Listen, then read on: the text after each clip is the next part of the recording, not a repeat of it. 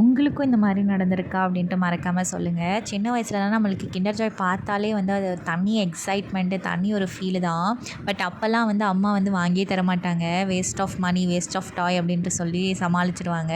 அப்போ தோணும் நம்ம பெருசாகி நம்மளே வாங்கணும் அப்படின்ட்டு. ஸோ இப்போ வந்து நம்ம அடல்ட்டில் ஸ்டில்லுமே அந்த ஃபீல் இருக்கும், கண்டிப்பாக இருக்கும். ஸோ உங்களுக்கும் அந்த ஃபீல் இருக்கா அப்படின்ட்டு ஹானஸ்ட்டாக சொல்லுங்கள். இதில் என்னென்னா அதுக்குள்ளே இருக்கிற சாக்லேட்டை விட அதில் இருக்கிற டாய்ஸ்க்கு தான் வந்து எக்ஸைட்மெண்ட்டே இருக்கும். யாரெல்லாம் வந்து என்ன மாதிரியே ஃபீல் பண்ணியிருக்கீங்க அப்படின்ட்டு மறக்காமல் கமெண்ட் பண்ணுங்கள். இது வந்து நான் கிண்டர் ஜாய் நல்லது அண்ட் இதை வந்து ப்ரொமோட்லாம் பண்ணலை, அடிக்கடி இன்டேக் பண்ணுங்கள் அப்படின்ட்டு.